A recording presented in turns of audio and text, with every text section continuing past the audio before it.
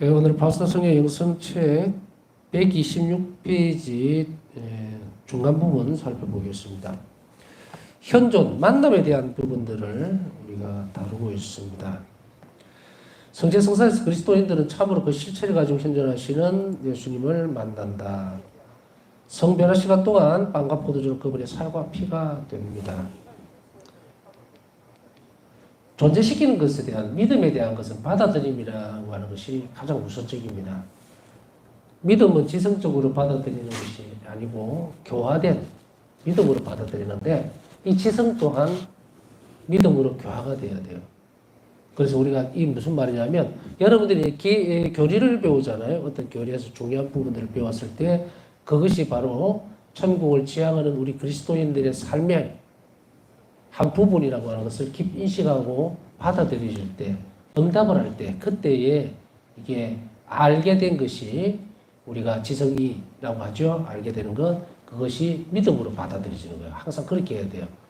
그래서 우리가 지금 공부하는 것은 지성적인 노력이지만 믿음으로 교화된 지성을 가지고 이 바울사성령 영생기를 가지 않으면 우리는 이것을 그냥 한 인간의 어떤 생애로 그냥 치워버릴 수 있어요. 참 신기하다.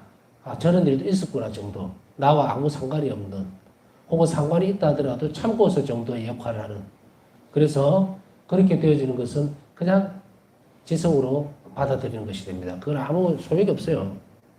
우리가 하나님 자비 신비에 대한 지성적인 노력이라고 하는 것은 조명되어진 지성을 이야기하는 거죠. 하나님은 저기 힘입어서 그 지성이 활동을 할 때에 그것을 하나님 것으로 받아들일 수가 있어요. 일반인들은 이 상황에 대해서라든지 또 이런 그 바사성의 영성이나 이 부분에 대해서 얘기하면 하나도 안 받아들이죠. 그냥 훌륭한 분이었는가 보다 역사적으로 그렇게 생각을 할 뿐. 병원을 가보면요. 여러분들도 병원에도 근무하는 분들 있고 봉사하는 분들도 있을 것이고 한데 병원에 가보면 다 병자들밖에 없어요. 병자들밖에. 죽고 사는 문제가 여기에서 다루어지는구나. 오늘도 진료 전에 앉아서 가만히 생각해 보면서 보니까 의사들이 담당 의사가 있는 그 부분이 있잖아요.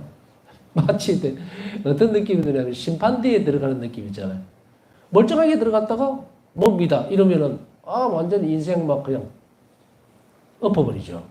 엎어버린다는 것은 포기한다는 의미가 아니라 완전히 방향 전환이 되어버리죠. 내일 뭘 하고 그 다음에 자기 머릿속에 잔뜩 계획을 세우고 있다가 딱 들어가서 이제 엑스레이 찍고 CT 찍고 해가 딱 보고 그 결과를 보고서 다 기대만 하고 있죠. 제발 좀 아니었으면 좋겠다라는 그런 가슴 졸이는 상황에서 뭡니다. 이래 되면은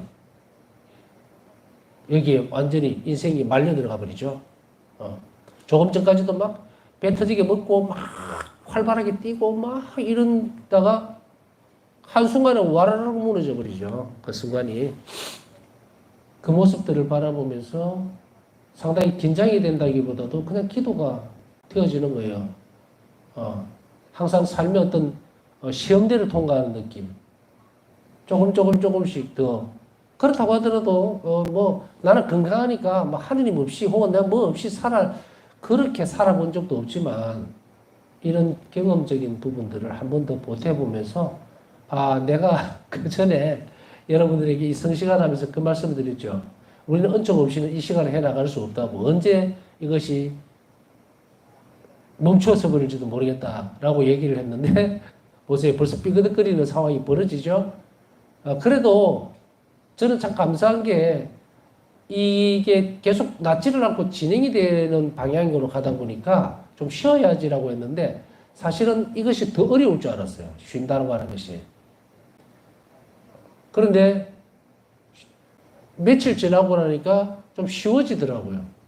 근데 이게 사람의 몸이라는 게 희한하게 반응을 일으키는 게 어떤 식으로 반응을 일으켜버리냐면 제가 그 시간에 잠을 자는 사람이 아니거든요. 막 졸린다든지 이러지를 않는데 막상 몸 상태도 물론 안 좋으니까 성시간 하고 나면은 12시간 1시쯤 되잖아요. 그런데 성시간 없이 이제 이게 방송을 안 하고 하니까 긴장이 풀어지는 것도 있겠지만 혼자 앉아있으면 잠이 와가지고 정신을 못 차릴 정도로 막 쏟아지는 거예요. 눈이 따갑고. 그래서 불과 일주일 만에 사람이 이렇게도 변하는구나 라고 싶은 생각이 들면서도 동시에 그냥 내가 가르칠 때 늘 그랬듯이 그 맞구나. 맞는 거죠. 이런 은혜로운 시간들이 항상 내 앞에 있을 수 없는 시간이에요. 오로지 오늘 내가 이 시간을 여러분들과 함께하고 있는 것도 나로서는 굉장히 은총의 은혜로운 시간이고 여러분들에게도 굉장히 어려운 시간일 거예요. 항상 우리가 이런 것들을 바우스다 선생의 길을 걸어가면서 후회 없이 살아야 한다. 언제 떠날지 모른다는 것은 남의 이야기일 것 같지만 우리는 기도하지 않으면 그게 내 것이 안 됩니다. 믿음으로 도저히 못 받아들여요. 그 상황 자체를. 하늘의 빛이 조명되어질 때야 내가 죽구나. 죽을 수도 있구나. 그리고 죽는 존재구나 하는 것을 받아들이지 절대 안 받아들입니다. 병원에 가서도 그 안에서도 그런 것들을 많이 느끼는데 그렇게 돼야 여러분들이 영성적으로 변화가 될 수 있어요. 내가 죽을 수밖에 없는 존재고 그리고 그것은 항상 내 옆에 있을 수밖에 없다라고 하는 것을 인정하는 것. 그건 하나님 앞에서 가장 겸손한 태도 중에 하나예요. 한 방법이에요. 그런데 그것이 다 인정하고 있고 받아들이고 있는가? 아닙니다. 굉장히 위험하고 아슬아슬한 경우의 수를 많이 가지고 있어요. 오로지 은총만이 그것을 담담하게 받아들이게 만들지만 말로는 쉽죠. 오늘 가도 좋고 내일 가도 좋고 절대로 안 그렇습니다. 그러니까 이런 것들을 미리부터 잘 연습하는 것이 우리에게 아주 중요한 부분이다. 그렇다면은 이렇게 오늘 가도 좋고 내일 가도 좋을 때 우리는 뭐가 있어야 돼요. 그죠? 그냥 내가 믿어왔던 대로 간다? 아니에요. 내 믿음이 정확하게 존재로서 드러나 줘야 돼요. 이 말은 무슨 말인가? 예수님과 만나야 합니다. 예수님과 만나야만 예수님 때문에 또 예수님이 받아들일 수 있도록 만들어주지 않으면 어떤 것도 우리는 못 받아들입니다. 아, 그래. 뭐 우리는 인간이고 나약하고 언젠가는 죽게 되고 뭐 이거 말로 되어지는 거예요. 실체로 드러나지는 않습니다. 그렇기 때문에 우리는 예수님과의 만남을 얼마나 소중하게 생각해야 될지 몰라요. 이 만남이 있을 때에 우리는 정착을 합니다.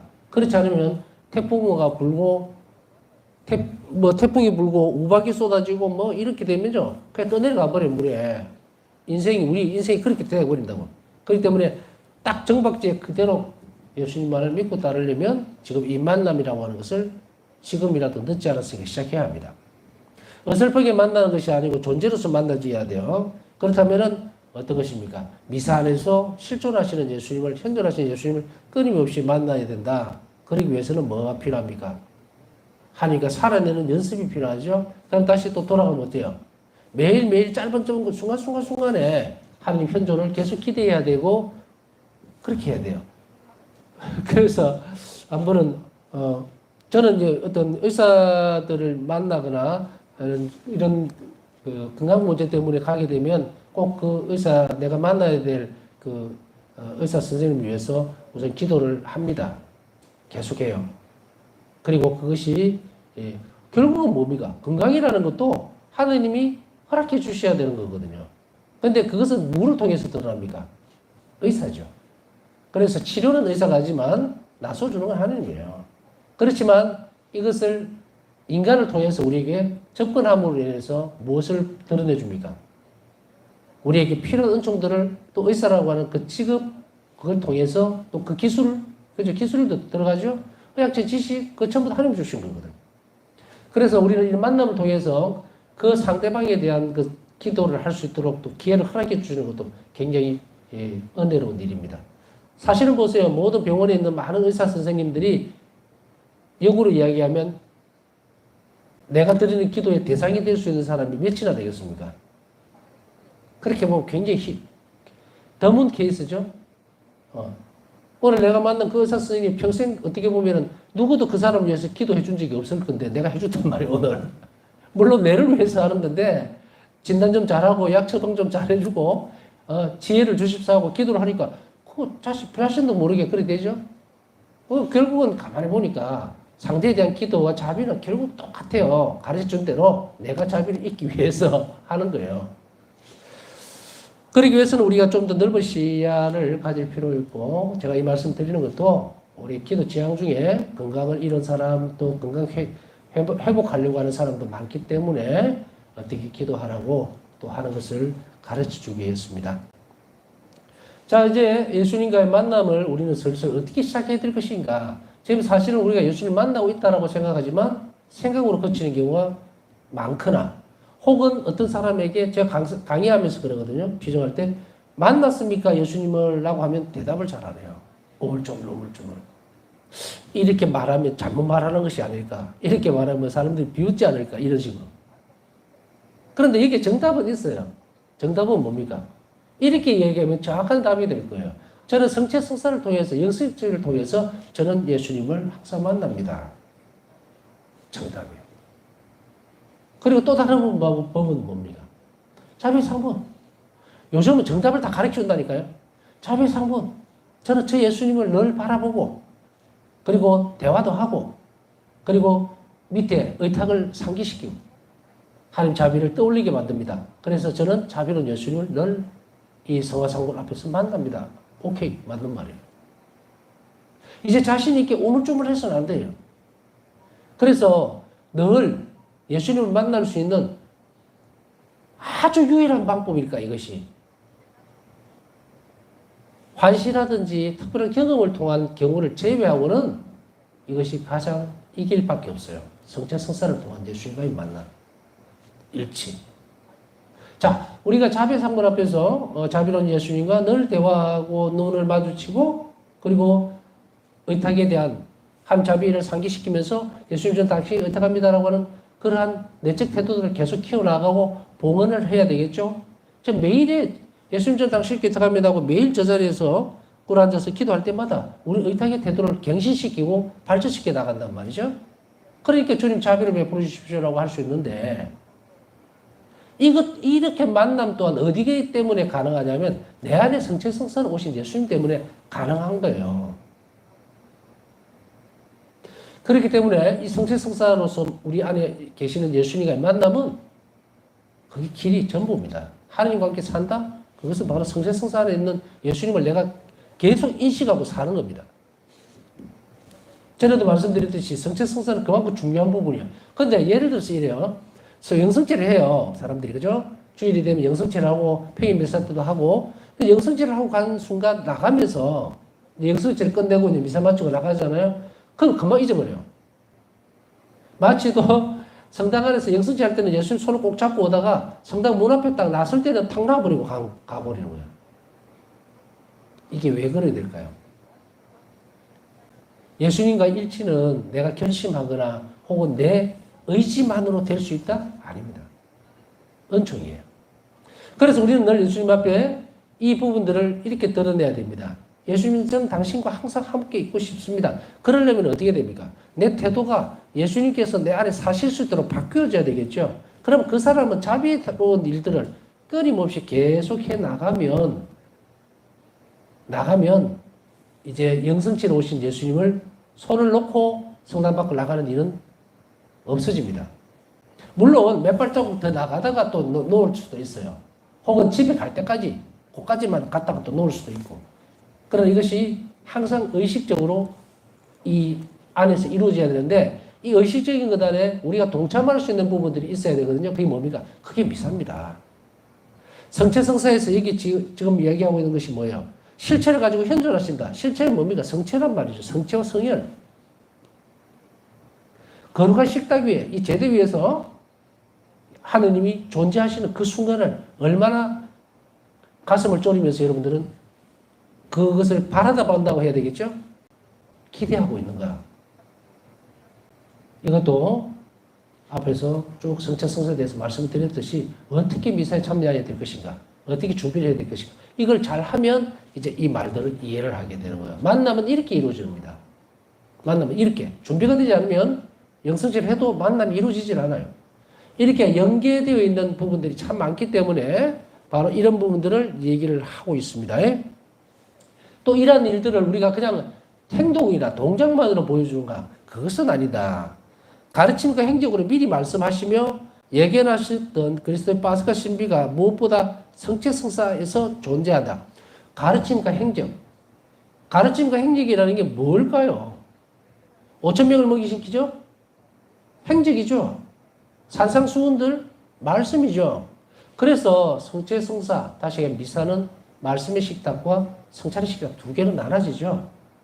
그래서 말씀의 식탁 안에 있어서는 뭘 준비시키냐면 한 역사, 예수님 역사식, 공생활 이 부분들을 전부 다 선포를 하고 가르치죠.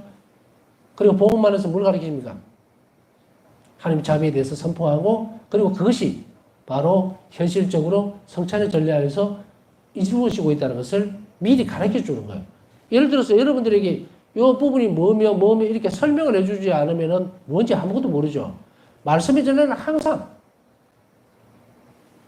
이끌어내 줍니다. 우리 신앙을. 이것이 살아있는 그래서 말씀으로 존재했던 것이 이제 이 식탁 안에서 완전히 이루어지고 있음에 대해서 선포를 하기 때문에 여러분들은 꼬박꼬박 졸면 안 됩니다. 말씀의 전례 때. 때때로 여러분들이 힘들어하는 부분들이 있을 수 있어요. 구약에서 보면은 여러 가지 이제 법전에 관련된 부분이라든지 이런 부분들은 저게 무슨 말이지? 뭐 이렇게 할 수는 있겠지만 그러나 요즘은 또 신부님들 참 부지런해서 뭐 5분 강론이라든지 짧게라도 교리에도 가르쳐주고 하기 때문에 그때 정신 바짝 차리고 잘 들으셔야 돼요. 그래야만 그날의 성찬의 식탁에서 어떤 일들이 이루어지고 있는 것인지를 우리가 신앙으로 고백해 낼 수가 있습니다. 바울사 성령은 성체성서 제정에 관해서 기록을 했는데요. 이 성체성서에 대해서 우리는 굉장히 많은 부분들을 이 신비를 끊임없이 묵상하고 더 깊이 할 필요가 있습니다. 성체성서에 대한 신비를 묵상하지 않는 사람은 앞에서 설명해 줬던 내용들을 전혀 따라가지를 못합니다. 묵상은 우리의 지성으로 알고 있던 것들을 믿음으로 교화시켜버리죠. 그렇기 때문에 살아 움직이고 존재하기 위해서는 무엇이 필요한 것인가? 그것은 바로 성체성서의 신비에 대한 묵상들입니다. 그것에서 이루어지는 것들, 그것으로 알아내진 것들, 그걸 받아들이진 것들, 그것들을 계속해서 키워나갈 때 우리는 이 성찬의 식탁 안에서 예수님의 현존을 더 깊이 있게 인식을 할 수 있게 된다는 이야기입니다. 그러면 바울사 성령은 이 성체성서의 재정에 에세에 하나님 자비를 어떻게 보고 있을 것인가? 예수님께서는 내가 만찬의 방으로 들어가는 것을 허락하셨다. 바울사 성령은 이제 최후의 만찬이 있던 방으로 들어올 수 있도록 하셨다는 이야기가 환시 가운데 그리고 나는 그곳에서 일어난 모든 일을 목격하게 되었다. 빵을 축성하시기 전에 예수님께서 당신의 눈을 들어 하늘을 향하시고 당신 아버님과의 신비스러운 대화 속으로 들어가셨을 때 나는 말할 수 없이 깊은 감동을 받았다. 이 순간은 우리가 영혼 속으로 들어갔을 때에만 진정으로 이해하게 될 것이다. 예수님께서 성찬의 전례, 다시 빵을 축성하시고 하는 이 최후의 만찬, 이 빵을 축성하시기 전에 눈을 들어 아버지의 일치, 그 관계를 이제 바울사 성령은 보게 됩니다. 그때에 여러분들 상상을 해 보십시오. 예수님께서는 당신의 살을 들고 있어요. 빵입니다. 이제 곧 이 빵은 당신의 살로 바뀌게 됩니다. 이것을 사랑하셨던 제자들에게 또 인류에게 내줘야 돼요. 먹거리로. 얼마나 엄청나게 끔찍한 일이에요. 인간적으로 볼 때는. 먹을 거로 당신을 내주신다는. 응?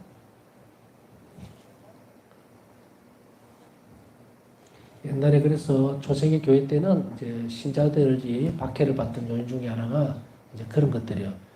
이는 내 몸이다 받아 먹어라 이러니까 이제 그 소리만 듣고는 식인종들이라고 생각을 했죠. 그래서 그리스도교인들은 사람을 잡아먹는다라고 하는 소문까지 다 퍼지는 초세기 때. 그래서 그리스도교인들은 졸지에 식인종으로 낙인을 찍혀버리고 배척당하는 요소 중에 하나예요. 이게 박해가 이루어지는 과정 안에서 얼마나 끔찍한 일들이 일어났을까. 신앙을 모르니까 이제 밖에서 소리만 들으면 그렇게 되겠죠. 그러나 분명히 이 사실은 우리가 그냥 상징적으로 이 빵이 내 몸이라고 생각을 하거나가 아니에요. 예수님께서 빵을 들어서 들어눕히실 때 바울사 성령은 그 안에서 얼마나 놀라운 이 신비를 기억해야 합니다. 살덩어리. 우리는 지금은 신앙의 눈으로밖에 볼 수가 없어요. 왜냐하면 정말 빵을 들어서 축성하실 때 그것이 성혈이 뚝뚝 떨어지는 살점이면 여러분들 성찬을 영하겠습니까? 못하겠죠. 그래서 성체 안에 감추어져 있는 그 비밀스러운 모습들, 우리에게 혐오감스럽지 않도록, 우리가 거절하지 않도록, 우리가 끔찍해지지 않도록 당신은 신비로서 감싸주고 있는 것이 성체입니다. 제병으로 당신 자신을 감추어 놓고 있지만 우리 신앙의 눈은 그 안에 당신이 살이라는 것에 대한 부분들을 항상 깊이 있게 인식하고 얼마나 엄청난 것을 나에게 주시는 것인가에 대한, 그래서 성찰의 전략을 이루어지고 난 뒤에 그리스도의 몸이라고 했을 때는 우리는 어떤 의미를 가지고 있어야 됩니까? 몸입니다. 몸. 살이라는 말입니다. 살. 누가 자신의 살을 떼서 줍니까? 살리기 위해서 사람을. 부모도 그러지는 않습니다. 물론 옛날에 이제 어떤 동화책에 보니까 자기 어머니가 노모가 제 기억이 정확한지는 모르겠습니다만 노모가 왜 고기를 먹어야 낫는다 이렇게 이야기를 하고 있는데 산골에서 너무도 고기 살 형편도 안 되고 이랬을 때 허벅지 살을 그런 거 있죠. 그게 효의 아주 지극한 효심에 대한 부분들을 드러내는 어떤 동화의 한 부분이었다고 생각이 드는데요. 이게 그것만 생각하더라도 사람들이 굉장히 놀라운 일일 텐데 예수님은 당신 자신의 목숨을, 생명을 나에게 주시는 그 순간을 우리가 어떻게 받아들여야 될 것인가는 여러분들 안에서 더 깊이 들어가야 돼요. 바오사 성경은 완전히 끝까지 가버렸으니까 이 신비 안으로 완전히 들어가 버렸고, 그러나 우리가 그렇게 하지 못하리라는 법도 없어요. 단지 그것이 아까 얘기했듯이 이 성체가 바로 당신의 생명입니다라고 하는, 그리스도의 몸은 아멘 하고 그냥 아무 생각 없이 그냥 밀떡 하나 꿀떡 하듯이 그렇게 해야 될 것인가? 아니다. 신앙의 눈으로 보면 그것이 얼마나 비참하면서도 아름다운 일이에요. 하느님이 사람에 의해서 손에 먹거리로 들어가 버린다. 그렇다면 여러분들 영성치 할 때 줄을 지어서 성체 성사할 때, 영성치 할 때 그죠? 그때 나오는 발걸음이 어떻게 해야 될까요? 어떤 마음가짐으로 가야 될까요? 예수님은 이렇게 당신 자신을 온통 주시는데 우리가 낙담하고 실망하고 좌절하고 무심거리 안에 들어가 있어가지고 그냥 아무 감정 없이 뚜벅뚜벅, 아이고 나 골치 아파, 뭐가 좀 뭐도 밀려 있고 빚도 있고 뭐도 있고 어떻게 살지 이러면서 뚜벅뚜벅 나와가지고 기계처럼 그 일이 이루어질 수 있는 기회들을 여러분 스스로가 버리고 있는데, 하느님이 나에게 생명, 당신 생명을 주고 살을 뜯어서 주시는데 그 하느님을 내가 못 믿는 거예요. 의탁의 태도가 없어서 그래요. 그것만 있다면 예수님이 뭘 못 해주겠는가. 그러나 이것은 어떤 것을 전제로 합니까? 의탁의 태도를 전제로 합니다. 자, 여러분들 영성체하러 갈 때에 나에게 의탁의 태도가 잘 갖춰져 있는지 끊임없이 준비하고 영성체하세요.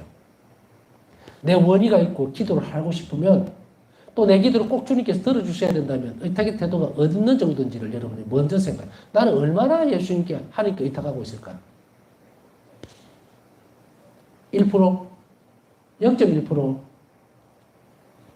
99%는 세상적으로 가득 차가지고 모든 생각들을 다 하면서 어떻게 하면 살 수 있을까? 어떤 약을 쓰면 좋을까? 고민하고 있으면서 겨우 1%. 들어주실 수 있으실까요? 예수님이?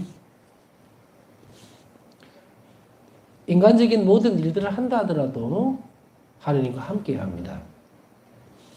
제가 이제 병원 진료를 갈 때는 그런 마음으로 가요. 아, 이제는 예수님이 진료를 받으러 가라고 하시는구나. 그거예요. 그런데 그냥 보내는 게 아니고 내가 진료받아야 될 의사를 위해서 기도하도록 만들어 놓고. 자, 이만큼 이렇게 중요한 부분입니다. 하늘을 향해서 말할 수 없는 깊은 감동을 받았다는 것은 그냥 감탄했다는 얘기가 아닙니다. 한 자비가 완전히 그냥 하늘과 땅을 이어버리는 이 순간을 보셨다는 이야기죠. 이 순간을 우리가 영혼 속으로 들어가야만 이해하게 되겠지만, 그러나 이 영혼은 뭡니까? 우리 죽고 난 이후에 이해하게 되겠다 이 말이에요. 그러나 이 땅에서 어느 정도는 이해할 수가 있게 되었습니다. 그것이 바로 성령께서 오시고 하나님 은총이 우리를 항상 감싸 주시기 때문에 가능하다는 이야기죠. 그분의 두 눈은 불꽃과 같았고 그분의 얼굴은 광채를 바라면서 눈과 같이 희게 빛났다. 그분의 자태는 위엄으로 가득 찼고 그분의 영혼은 그리움으로 가득 찼다. 예수님은 아버지에 대한 그 큰 그리움, 당신의 일 때문에 한 번도 아버지에 대한 부분들이 다른 곳으로 나오지 않습니다. 마지막 순간에도 예수님은 바로 아버지에 대한 사랑만으로 가득 차 있었고, 그리고 영원히 그리움으로 가득 차 있다. 이건 뭡니까? 당신이 신성 안에서 가셔야 될 곳. 사람과 같이 있을 때 가장 행복할까요? 예수님은? 아니면 아버지와 함께 계실 때가 행복할까요? 이 말할 필요도 없는 부분이죠. 그러니 이 땅에서 당신의 고난이 끝날 때까지 사랑하시던 성부와 성령과 떨어져 있는 그 부분은 뭐 육체적으로 인생인 걸 취하셨기 때문에 떨어져 있다는 이야기예요. 공간적인 의미가 될 수도 있겠고, 그래서 그 그리움을 가지고 있었다. 사랑을 그 안에 다 담고 있었다는 이야기죠. 성변화의 순간에 사랑이 완전히 채워지는 희생제사가 완성되었다. 성변화의 순간이라는 것이 사랑이 완전히 채워져 버렸다. 완성됐다는 건 뭡니까? 이제 그 빵이 예수님 살로 바뀔 때는 어떻게 됩니까? 예수님은 없어지고 그 안으로 성체로 변해버렸다는 이야기예요. 이게 사랑이에요. 완전한 사랑은. 이제 외적인 파괴, 곧 외적인 죽음의 예절만이 수행될 것이다. 그 핵심은 최후의 만찬에서 1기 6분 84번. 당시 사랑으로 인해서 성변화의 순간에 완전하게 당신 자신이 이 빵 안으로 다 들어가 버리신 거예요. 그리고 이제 외적인 죽음만이 남아있죠. 그것이 예수님의 순환을 얘기를 합니다. 모든 성체성사는 인류 역사에서 있었던 이 특별한 사건을 현존시키는데, 그 안에는 첫 번째로 십자가상 죽음으로 세상을 구원하셨으며, 십자가상의 죽음으로 세상이 구원됐고요. 두 번째로는 인간을 끝까지 사랑하시고 인간을 놓치지 않으셨다. 인간을. 구약에 쓰였던 내용들, 원죄 이후에 보면 인류가 쭉 이대로 갔다면 멸망합니다. 하느님과 살고 말고의 문제가 아니고 당시 피조물들이 결국은 없어지게 되죠. 그 뒤에는 없다는 이야기예요. 영원성이라는 것이. 그런데 하느님은 그 자비로 영혼의 끈을 어떻게 합니까? 이끌어들이시는 거예요. 그러면 인간이 영원히 살기 위해서는 어떻게 돼야 됩니까? 너 영원해져라 한다고 유한한 존재가 영원해집니까? 아니거든요. 그 방법은 죽음을 뛰어넘는, 한계를 뛰어넘어서 당시 생명력 안으로 데리고 들어오는 거예요. 신적 생명 안으로. 얼마나 놀라운 신비고 얼마나 놀라운 자비입니까? 그래서 인간은 영원히 살 수 있게 된 거다. 이것을 분명히 잘 알아들여야 됩니다. 그래서 우리 자신들이 이 땅에서, 이 세상에서, 혹은 이 삶에서 모든 것이 끝난다고 생각하는 사람은 신앙인이 될 자격이 없어요. 그리스도인이라고 불릴 자격이 없다는 이야기입니다. 이 땅에 모든 희망을 두고 있고 여기서만 행복하면 되고 여기서 잘 살면 되고, 그것은 그리스도인이 아니에요. 그리스도인은 아닙니다. 무리만 그리스도인이에요.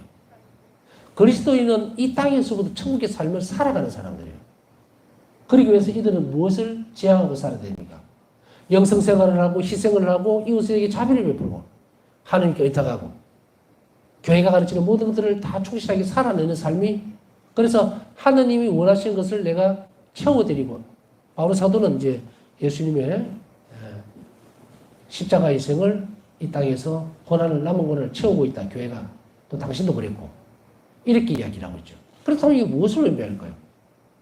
이 그리스도인들의 삶의 어떤 모습들이 이 땅에서 구현되어지는 것은 내가 잘 먹고 잘 살고 뭐 돈이 있어서 있는데 흥청망청 쓰고 그게 행복이다? 그건 마귀가 하는 짓이고. 이 땅에서의 행복은 뭡니까? 없어도 천국을 구현시키는 거예요. 구현시키는 거예요. 그렇게 함으로 인해서 하느님만을 바라고 하느님 원하시는 것만 추구하고 이웃에게 늘 자비롭게, 그래서 하느님을 존재시키도록 만드는 것이 가장 큰 행복으로 삼는 사람. 그래서 이미 이 땅에서부터 영원한 생명을 가지고 살 수 있는 사람, 또한 이 땅에서부터 예수님과 일치돼서 살 수 있는 사람, 거기에 모든 것들이 초점이 맞춰져 있는 그 삶을 이야기하는 거지, 뭐 노세 젊어서 노세 있는 돈 다 닦아 쓰고 그냥 죽어야지, 그게 뭐예요 이게? 이게 그리스도인 아니거든요. 그리스도인들은 천국의 삶을 이 땅에서 구현해내고 살아내줄 사람. 그래서 성체의 삶을 살아야 되는데, 성체의 삶은 뭡니까? 이웃을 위해서 다 자신을 내주는 행위죠. 예수님이 당신 살과 피를 내주셨듯이. 이게 그리스도인의 모습입니다. 이런 사람만이 천국에 갈 수 있는 사람이에요. 뭐 그렇다고 하더라도 여기에 뭐 천국에 그 사람만 가고 우리는 못 갑니까? 나머지는 그냥 하나님 자비에 맡겨놓는다 이 말이에요. 분명한 노선과 그러리라는 건 달라요. 병원 가시면은 오늘 병원 이야기 참 많이 하는데 병원 가시면은 예약한 사람은 먼저 들어가요. 근데 예약 안 하고 가면 대기가 있죠, 대기. 대기 타면은 얼마나 오랫동안 기다려야 될지 몰라요. 기회가 없어요. 어떻게 보면 시간이 1시간 될 수도 있고 2시간 될 수도 있고 그런 거 하고 예약을 딱 해서 제 시간을 딱 받으시는 거는 전혀 다른 문제예요. 그런 의미입니다. 모든 성체 성사는 그래서 인간을 끝까지 사랑하셨고 당신 자신을 제대 위 성체에 남겨두셨어요. 남겨두신 하느님의 아드님께서 계신다.